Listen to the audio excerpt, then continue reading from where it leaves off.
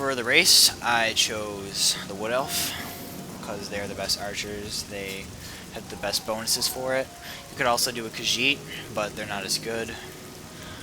For the birth sign, I chose the Thief because they get 10.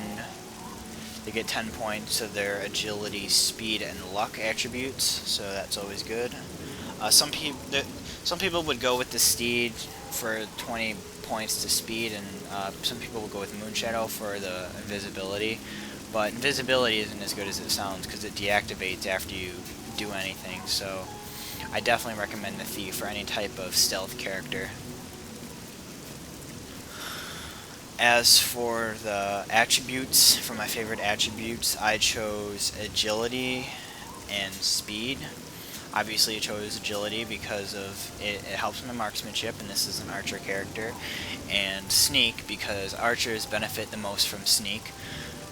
Mages can't get sneak crits off their spells, and melee characters have to walk all the way up to their target to get a sneak crit, and so it makes it more difficult for melee characters, while an archer can just shoot their arrows and hit them.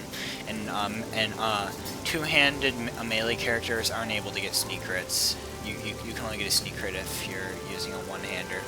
I don't know why they did that. Maybe to just like nerf the game or something, but you can't get a sneak crit with a two-hander. Speed, obviously, for athletics and light armor, because I'm going to be using light armor, and you need athletics so you can dodge melee attacks. The reason archers use light armor is because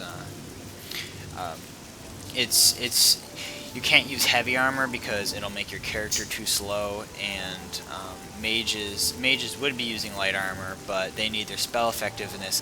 But archers are in the middle ground. Archers don't care about spell effectiveness, so they can wear light armor and not be bothered by it. But they can't wear heavy armor because they don't want to get hit. For the major skills, I did the three, the three basic ones: sneak, marksman, light armor. Everyone that has an archer should have those. I also chose athletics. I highly recommend you choose athletics because you want to be able to run faster to dodge the enemy. I've heard others say the same. And I'm showing you how you should kite. You can see me kiting right here. See, it gives you. See, if you're shooting backwards, it allows you to attack and defend at the same time, so it's extremely useful. So that's why I chose athletics. I chose alchemy because archers like to use potions and such because you're able to, not potions, poisons, because you're able to poison the enemy, and while they're poisoned, you're able to run away. So it's really useful for wearing down enemies to just shoot them with a poison and then run away and such. And also it helps your sneak bonuses. You're able to hit them with a poison. It does like triple damage. I chose block and armorer, and you might be a little confused, but I'm gonna explain why in a second here. After my past self scrolls down. Come on, grab the scroller. Okay, scroll down. Because the only other two attributes that rely on agility and speed are security and acrobatics, and you don't want to pick any major skill that's not going to help you in combat. That means you don't want to pick speechcraft, you don't want to pick security, you don't want to pick mercantile, and acrobatics just lets you jump a little bit higher and absorb a little bit of falling damage, so you don't want acrobatics. And it's stupid to want acrobatics anyway, because you're just going to be jumping around, and jumping will just wear down your fatigue and waste fatigue, and it's hard to aim your arrows when your character is just jumping around and such. So that's why I didn't choose acrobatics. And I chose armor because as an armorer, if after you have expert level armor, you're able to repair your items past 100% durability, which makes them more effective in combat. So normally my armor would do well, it's not at the highest now, so you can see it's at 100%, but let's say, for instance, I had the high armor skill, I could repair those items past 100%, and I get more defense, and my bow would do more physical damage. That's good. I also chose block because if you're in tight corners and Greetings to in you. dungeons, you can still get hit as an archer, even if you're really fast. You can still brush up against the wall and get hit. Now I'm going to show you how it would work. You can see the enemies hit me, and then their weapon hits my bow, and it bounces off. So I'm able to repel them and gain some distance while they're recovering from the block. See, there we go.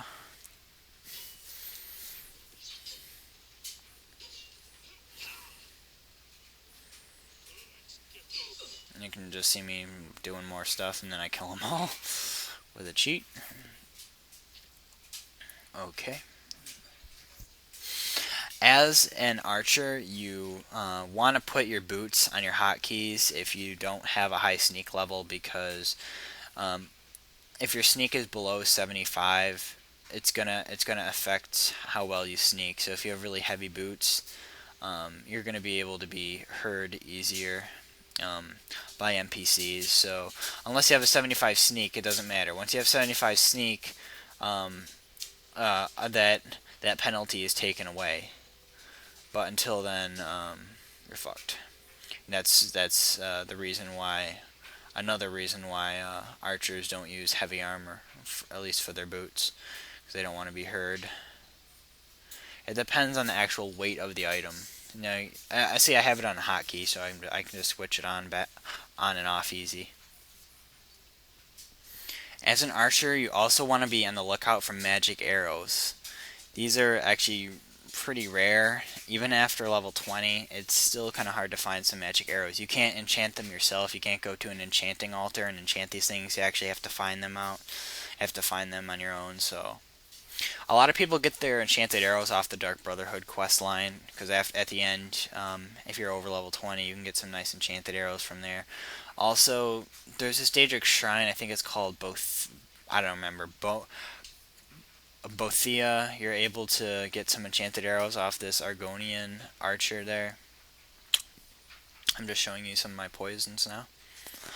Um, I highly recommend as an altar that you as an archer